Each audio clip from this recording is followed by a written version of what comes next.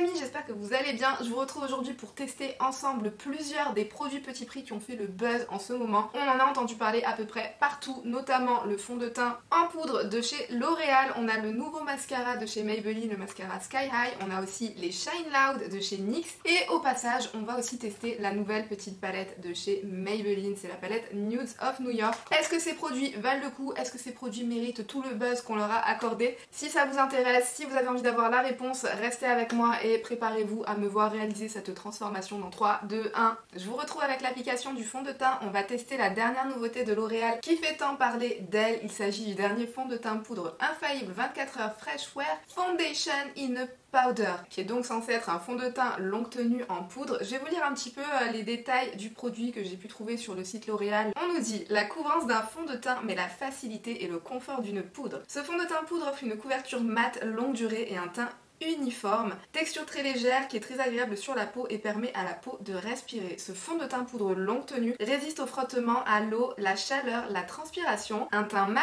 et unifié, un effet ultra naturel. Alors on est bien d'accord, je trouve que ce fond de teint poudre nous fait de plutôt belles promesses. On nous dit que c'est un fond de teint qui est censé avoir une bonne couvrance, la même couvrance qu'un fond de teint liquide, mais avec la tenue et le confort d'une poudre. Moi je suis personnellement une très grande fan de fond de teint en format poudre parce que je trouve qu'avec on réussit à avoir un effet très naturel sur la peau, mais en ayant quand même un teint hyper bien unifié sans que ça se voit en fait. En plus en ayant la peau mixte à grasse avec une zone T, donc notamment au niveau du front et du nez qui a tendance à être vraiment très grasse. Les fonds de teint poudre en général ça s'accorde plutôt hyper bien avec mon genre de peau, donc ça j'adore, j'avais vraiment très hâte de tester. Au niveau de mon teint, alors je porte déjà de l'anti-cerne, j'ai fait mes sourcils et de ce côté-ci vous le remarquerez peut-être, j'ai déjà appliqué une petite couche de fond de teint. J'ai appliqué le fond de teint de L'Oréal dans la gamme infaillible, le 24 heures Fresh Wear, et forcément le voisin qui recommence avec ses travaux. Merci voisin.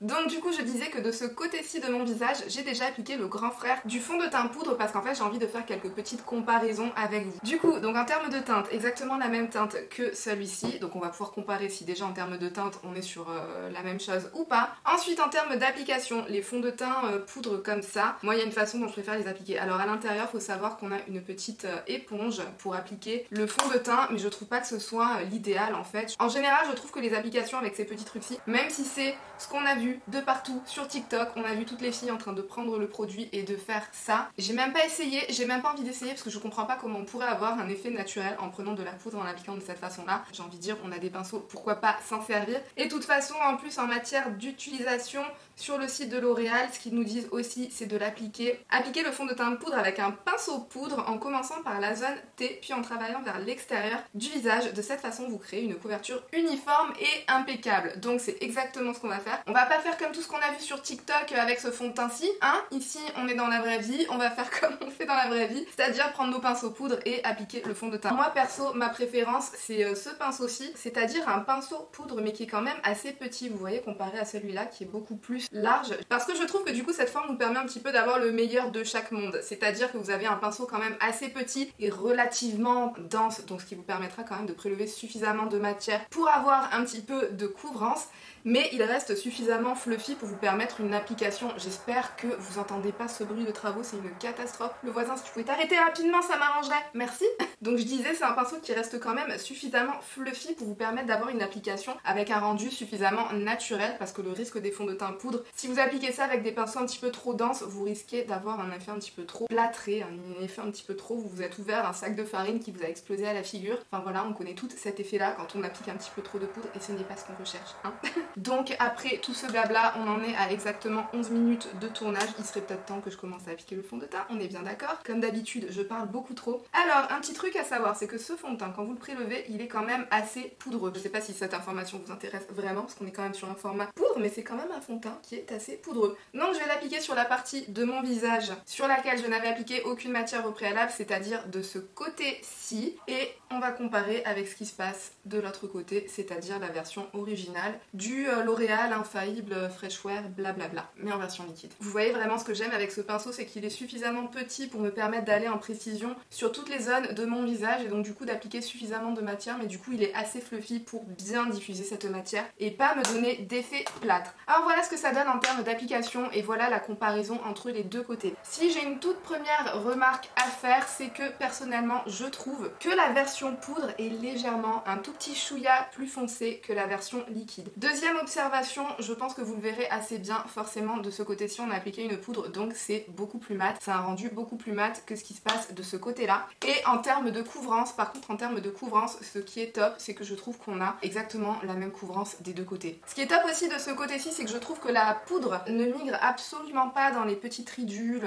dans les pores ou dans quoi que ce soit, ça n'accentue absolument pas les pores de la peau, ça ne vient pas se loger dans les petites ridules, ça ne vient pas faire un effet un petit peu pas joli, un petit peu trop poudré, un petit peu trop marqué en termes de texture de la peau, pas du tout. Je trouve vraiment que ce fond de teint est très sympa sur la peau et qu'il tient vraiment les promesses qui sont annoncées dans sa description, c'est-à-dire un rendu mat mais quand même un effet très naturel avec une bonne couvrance qui va vous permettre de vous unifier le teint. Donc maintenant à ce stade, ce que je vais faire c'est que je vais continuer à m'amuser un petit peu entre les deux côtés pour voir un petit peu comment le fond de teint poudre se comporte, notamment si on applique des produits crème par-dessus. Alors vraiment là c'est juste pour le fun de la vidéo. En temps normal je pense que je ferai pas ça, je pense que j'appliquerai juste des produits poudre. En bronzer je vais aussi appliquer le Tan Tour de chez Huda Beauty. Celui-ci je me le suis procuré suite aux dernières journées gold, mais ça je pense que vous allez vous foutre de ma gueule quand vous allez voir ce que j'ai fait.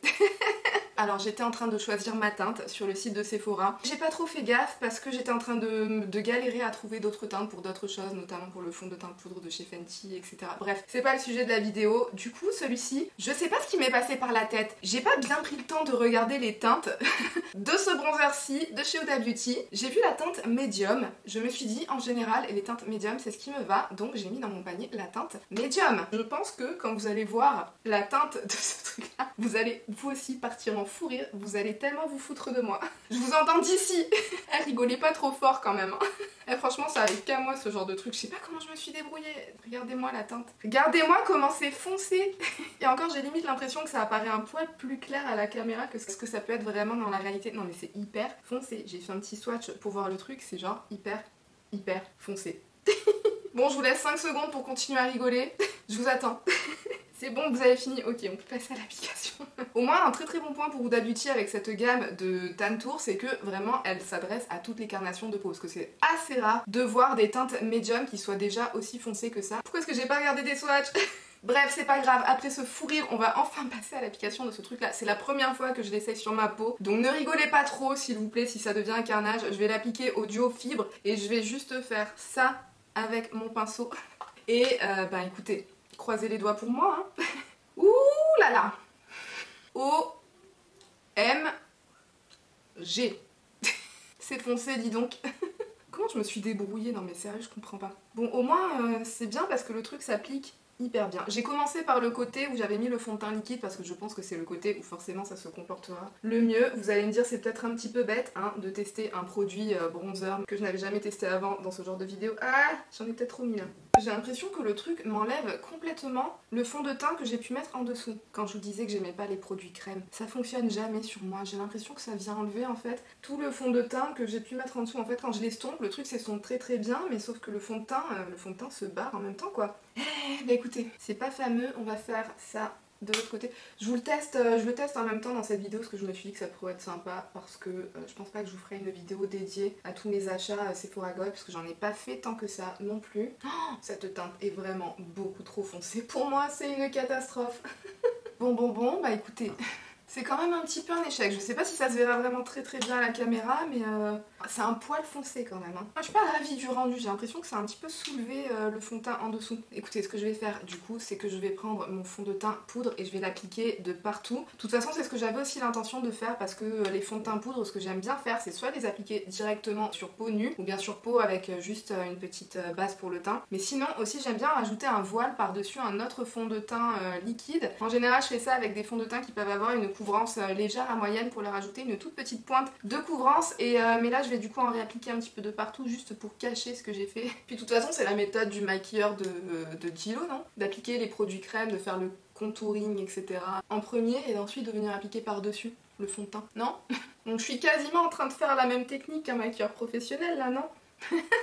La fille qui se remonte le moral comme elle peut. Bah écoutez, un bon point pour ce fond de teint-ci, c'est que si vous venez l'appliquer par-dessus vos produits crème pour un petit peu combler les zones où ça aurait pu saouler votre fond de teint, je trouve que l'effet est vraiment très très joli. Et du coup ça me donne un effet de bronzer naturel en dessous, ça c'est venu complètement sauver ce truc là. C'est quand même venu me structurer un petit peu les contours du visage, mais en appliquant la poudre par-dessus, c'est venu unifier un petit peu tout le schmilblick et du coup c'est beaucoup plus sympa comme ça. Écoutez, très très bon point pour ce truc-ci. Maintenant, on va passer à l'application du blush. Ce blush-ci, je le connais. Ce blush-ci, je sais qu'il se comporte très très bien par-dessus des produits poudre. Donc, s'il te plaît, essaye de faire la même chose pour cette vidéo-ci parce que je me suis déjà suffisamment tapé la honte avec le Tentour.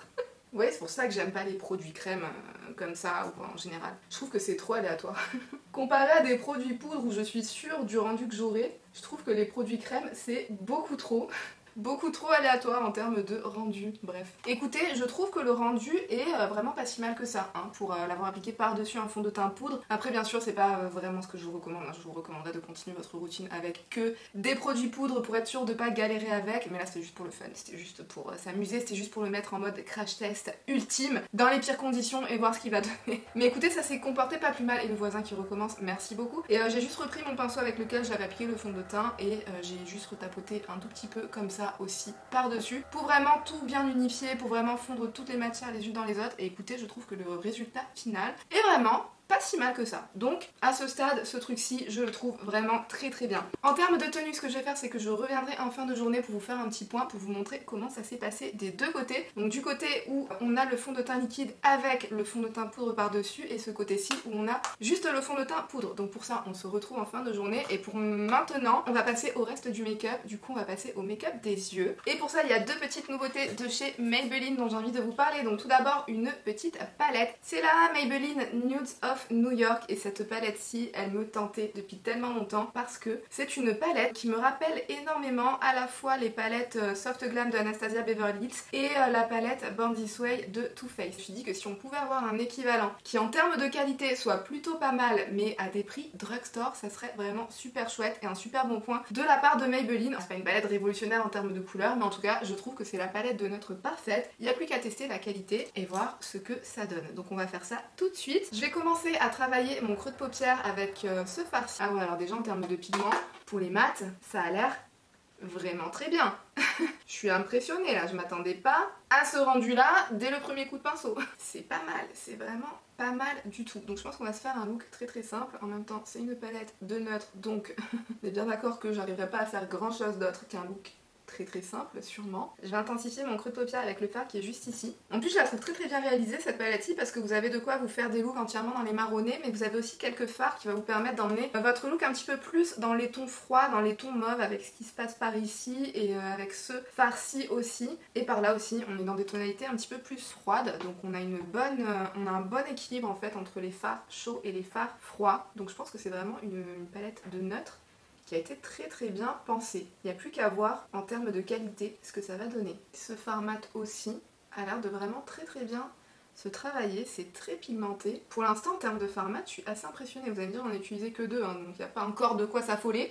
J'ai l'impression que les fards, quand on les applique, ils apparaissent un tout petit peu plus intenses, un petit peu plus foncés sur la peau que ce qu'ils ne peuvent avoir l'air dans le pan. Mais bon, à la limite, j'ai envie de dire c'est un bon point, hein. On est là pour les fards pigmentés, on aime ça. Maintenant je vais m'appliquer un fard métallisé. Je vais appliquer celui-ci, que je trouve vraiment très très beau, c'est un très très joli fard bronze. En général au niveau des fards métallisés dans le drugstore, c'est là que ça passe ou ça casse. Enfin avec les mats aussi vous allez me dire, mais souvent en métallisé c'est là que vous sentez un petit peu la différence comparé à des marques un petit peu plus haut de gamme. Donc on va voir ce que ça donne avec cette palette-ci. Et je ferai l'autre œil au pinceau, hein, pour voir ce que ça donne au pinceau. Vous savez que moi en général mes fards métallisés je les applique tout le temps au doigt. Mais pour la vidéo je ferai l'autre côté au pinceau pour vous dire comment ça se travaille un petit peu des deux façons. Bah écoutez, en termes de fards métallisés, forcément c'est pas ce qu'on a de plus lumineux, de plus intense, de plus multidimensionnel et réfléchissant qu'on peut avoir, comparé notamment à la Soft Glam ou à la Born This Way de Too Faced. Mais quand même, pour ce prix là, je trouve qu'en termes de pigment, ça sort pas mal. J'ai apporté un petit peu de luminosité au centre de ma paupière en appliquant cette teinte dorée qui est un petit peu plus dans les tons froids que cette teinte qui est juste ici. De toute façon normalement je vais vous afficher des swatchs de toutes les teintes dans la vidéo quelque part pour que vous puissiez un petit peu les voir, parce que c'est vrai que ces deux teintes là ont l'air d'être assez similaires, mais en les swatchant on voit qu'il y en a une qui est un petit peu plus dans les tons froids que l'autre. Après c'est léger. Écoutez, je vais vous faire des swatchs de tous les fards métallisés là maintenant tout de suite, comme ça on saura d'avance à quoi s'attendre. Alors voilà ce que ça donne en termes de fards lumineux dans la palette. J'ai essayé de vous faire des swatchs assez gros pour espérer que vous arriviez à bien voir la texture de ces fards. C'est des métallisés qui sont quand même assez fins. Il y en a certains qui manquent peut-être un petit peu de punch comparé aux autres. Notamment j'ai l'impression que celui-ci et celui-là peuvent manquer un petit peu de punch en comparaison des autres petits copains métallisés qui sont dans la palette. C'est-à-dire que c'est ce fard-ci et ce fard-là. Mais sinon les autres ils ont l'air vraiment assez sympas. Après voilà, comme je vous disais, c'est pas non plus de la qualité Anastasia Beverly Hills ou Too Faced ou ce que vous voulez. Mais pour du drugstore je trouve que ça reste quand même assez raisonnable quoi, en termes de pigmentation et d'intensité de fard. J'ai l'impression en tout cas que ça peut être une palette pour tous les jours, un petit basique pour tous les jours. Assez sympa si on n'a pas envie d'investir dans des fards un peu plus chers pour ce genre de teinte, dans des palettes un peu plus chères pour ce genre de teinte. Donc finalement j'ai appliqué ce fard-ci au centre de ma paupière, ensuite j'ai pris un mélange de ce fard là avec ce fard, non pas du tout, de ce fard là avec ce fard là pour l'appliquer vraiment très localisé au niveau du centre pour apporter une petite pointe de lumière. Si vous êtes à la recherche de fards métallisés qui sont lumineux mais qui restent quand même très fins, sans paillettes, sans trop de chichi, sans trop de fioritures, sans trop de tout ce que vous voulez, ceux-ci sont plutôt pas mal parce que le résultat est quand même très fin et lumineux, mais ça reste quand même assez subtil et assez facilement portable pour n'importe quelle occasion. Donc tout dépend de ce que vous recherchez en fait. Dans une palette de fard à paupières, tout dépend de ce que vous recherchez en termes de fard lumineux. J'ai quand même de ce côté-là intensifié un tout petit peu mon coin externe avec le fard marron qui est juste ici. Je trouve que ça manque peut-être d'un petit peu d'intensité quand même au niveau du coin externe. J'ai envie de rajouter une toute petite pointe de dimension au regard. Voilà le résultat final. Écoutez, c'est marrant, j'ai limite l'impression que ça s'est mieux passé du côté où j'ai utilisé le pinceau pour appliquer les fards métallisés qu'au doigt, même si au niveau du rendu final je trouve que c'est aussi sympa des deux côtés, mais je sais pas, je trouve qu'au pinceau c'est un petit peu plus facile de prélever la matière, parce que vous pouvez peut-être un petit peu mieux venir creuser dans le pan, parce que c'est ce genre de métallisés qui sont quand même tellement fins, tellement compacts dans le pan qu'il faut quand même un petit peu gratter pour prélever la matière, mais on arrive quand même à avoir un très joli résultat je trouve, et vraiment je suis quand même assez surprise par cette petite palette. Et en plus je vous l'ai dit, les mats sont vraiment excellents, extrêmement bien pigmentés, extrêmement faciles à travailler. Franchement ça j'aime bien.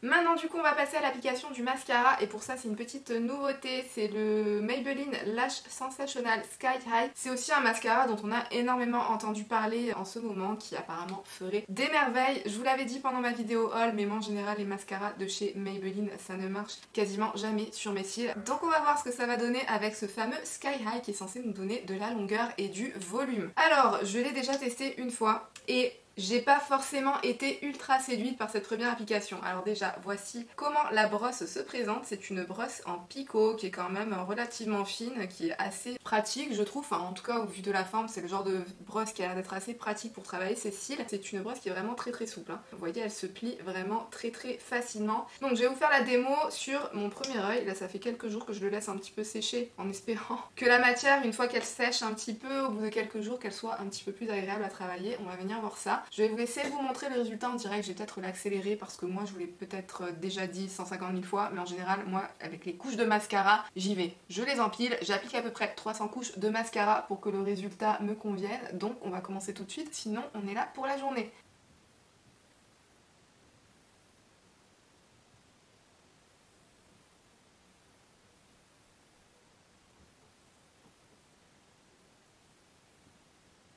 Voilà le résultat après moi personnellement ce que j'appelle la première couche de mascara. Écoutez, en termes de rendu, je trouve que c'est beaucoup mieux que la première fois, que le premier jour où je l'avais appliqué. Je l'avais appliqué il y a 2-3 jours de ça. Et là déjà je trouve qu'au bout de la première couche, j'ai déjà plus de longueur que ce que j'avais eu la première fois que je l'avais appliqué. Donc c'est déjà pas mal. Je vais recommencer le process que vous avez vu une deuxième fois. Par contre ça, je vais le couper au montage parce que sinon ça sera trop long. Donc du coup je vais passer à l'application de la deuxième couche et je vous montre le rendu une fois la deuxième couche terminée. Les amis, je suis choquée. Je suis choquée. Alors deuxième impression qui n'a absolument rien à voir avec la première impression.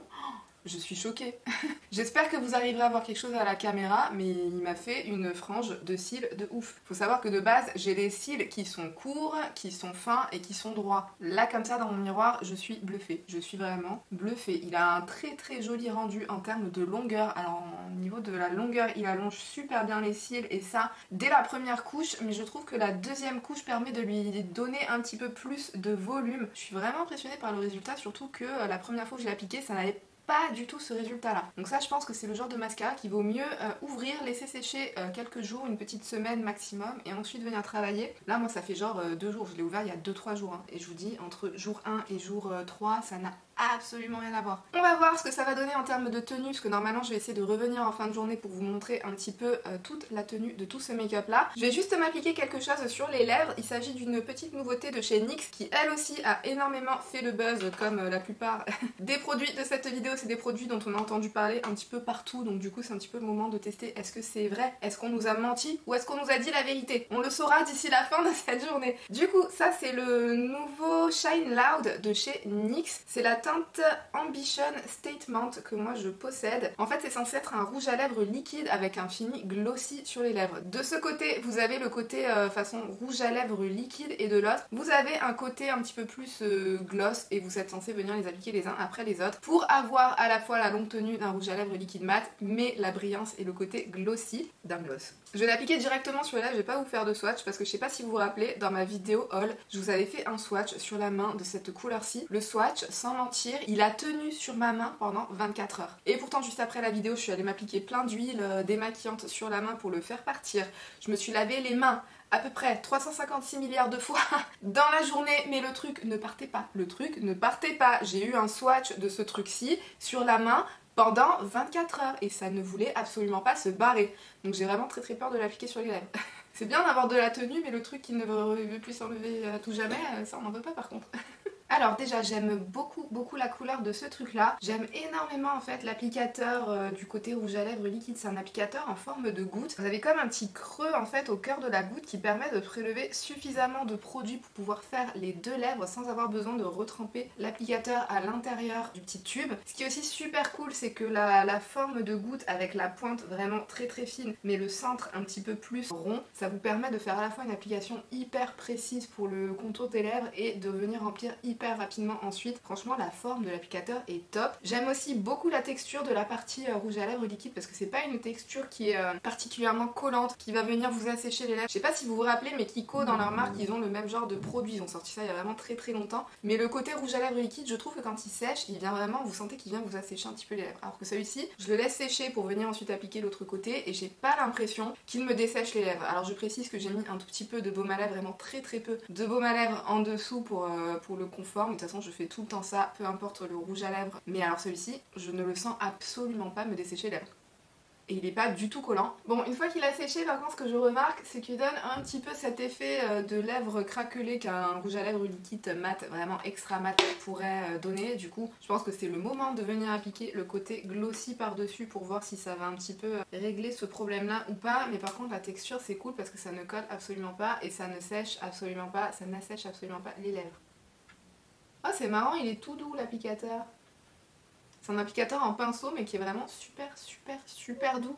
Là c'est un petit peu mieux, par contre la seule chose que je remarque c'est que on voit toujours l'effet un petit peu craquelé, on voit un petit peu les stries. Vous voyez quand vous mettez un rouge à lèvres liquide mat et qu'il accentue vos stries, que vous avez l'impression qu'il vient craqueler à l'endroit où il y a vos stries, c'est un petit peu ce que ça fait et même en appliquant le côté gloss on voit quand même un petit peu l'effet de stries. Après c'est pas dramatique, hein. Franchement c'est vraiment pour chipoter parce que sous les éclairages artificiels on a tendance à relever un petit peu tous les défauts, mais honnêtement non c'est quand même très joli, c'est un très bel effet et c'est vraiment sans transfert. Enfin bien sûr la partie gloss va transférer mais la partie colorée ne fait absolument aucun transfert et ça c'est vraiment cool. Donc je pense que l'effet hyper glossy va s'estomper au cours de la journée. Ça c'est vraiment très sympa et cette couleur est tellement belle. J'adore cette couleur. Donc en termes d'application tout est bon et je vous retrouve un petit peu plus tard pour vous montrer ce que ça va donner en termes de tenue et on fera un petit peu un bilan sur tous ces produits là. Est-ce qu'ils tiennent leurs promesses ou non? Il est l'heure du bilan de fin de journée, il est 22h50. Alors qu'est-ce qu'on a à dire après une journée entière du port de toutes ces nouveautés. Pour le fond de teint, ce que vous pouvez constater direct, c'est que je brille. Je brille de mille feux sur ma zone qui est vraiment très grasse, c'est-à-dire moi c'est au niveau du front, du nez et cette partie-là de mes joues. Je brille de mille feux et ça peu importe le côté, celui où j'ai appliqué le fond de teint L'Oréal l'infaillible version liquide ou la version poudre. Donc tout ça c'était pour vous dire que je trouve que le fond de teint version poudre a exactement la même tenue que la version liquide du L'Oréal infaillible 24 heures. Après le résultat est quand même vraiment pas mal, hein. Je trouve pas que le fond de teint est migré de façon bizarroïde dans les ridules ou bien dans les pores de la peau ou etc. quoi que ce soit. Donc il est longue tenue, oui, dans le sens où le produit reste bien sur la peau, il va pas se déplacer, il va pas s'enlever de certains endroits, il va pas faire de trucs bizarres. Après l'effet mat par contre lui n'est pas longue tenue, pour moi l'effet mat va durer quelques heures et comme je vous disais sur ma zone qui est vraiment grasse, ça aura exactement le même rendu que la version liquide du fond de teint infaillible 24 heures. Mais en tout cas moi perso c'est vraiment un fond de teint que j'adore, je le trouve tellement facile d'application, il est tellement rapide à utiliser le matin quand on n'a pas le temps, il apporte une belle couvrance, il unifie super bien le teint en 2-3 coups de pinceau, donc honnêtement moi je le trouve vraiment très sympa. Et après toute une journée à l'avoir porté, en plus j'ai fait plein de trucs aujourd'hui, je me suis activée dans tous les sens, d'avoir ce résultat là honnêtement pour moi c'est vraiment un très joli résultat. Donc ce fond de teint-ci, si vous aimez les fonds de teint poudre qui ont un joli effet naturel, qui vont bien vous unifier le teint, je pense que vous serez ravis par celui-ci. On va continuer avec le deuxième produit de la vidéo qui nous promettait de la longue tenue, c'est le Shine Loud de chez NYX. Je sais pas si vous arriverez bien à le voir avec la teinte que je suis en train de porter, mais vous pouvez constater que le produit a commencé à s'estomper au niveau du cœur des lèvres et au niveau des commissures. Donc est-ce que c'est le rouge à lèvres liquide mat le plus longue tenue que j'ai jamais vu? Je dirais pas forcément ça, pour moi il a la même tenue que n'importe quel autre rouge à lèvres liquide mat. Mais par contre ce qui m'a un petit peu dérangé avec ce produit-ci, c'est que l'effet un petit peu craquelé dont je vous parlais au moment de l'application ne s'est jamais vraiment atténué, ne s'est jamais vraiment estompé, et même encore là à l'heure actuelle, quand je souris, je vois l'effet craquelé que peut avoir ce produit sur mes lèvres. Par contre ce qui est bien c'est que même après toute une journée, même après qu'il ait commencé à s'estomper, il n'y a toujours aucun transfert, ce qui peut être le cas de certains rouges à lèvres liquide mat. Donc ça, quand même, je pense que c'est un joli produit. Est-ce que c'est mon coup de cœur de la vidéo? Peut-être pas, mais en tout cas je trouve que c'est vraiment un joli produit. Ensuite en ce qui concerne les produits pour les yeux, vous le constaterez vous-même, la palette, les fards à paupières, rien n'a bougé, tout est toujours en place, tout est toujours nickel, donc vraiment rien à dire. Et le mascara Sky High aussi, c'est une très jolie surprise parce que voilà, très belle application. Ça a bien tenu sur mes cils, la courbure, la longueur, etc. Ça a pas bougé, ça s'est pas affaissé au cours de la journée. Et ça ne m'a pas fait de taches sur la paupière du haut. Et ça, franchement, on adore. N'hésitez pas à me mettre dans les commentaires ce que vous pouvez penser des produits que je vous ai montrés dans cette vidéo, parce que je sais que vous êtes plusieurs à avoir craqué sur certaines de ces nouveautés. Donc je pense que ça aidera tout le monde d'avoir le plus d'avis possible sur ces produits. En tout cas, j'espère que cette vidéo vous aura pu vous être utile. Si c'est le cas, pensez à la liker, pensez à vous abonner aussi si vous avez envie qu'on se revoie dans encore plus de contenu beauté. D'ailleurs, vous avez des vidéos qui s'affichent à l'écran si jamais ça vous tente. Et sur ce, moi je vous fais d'énormes bisous et je vous dis à bientôt dans une prochaine vidéo. Bye!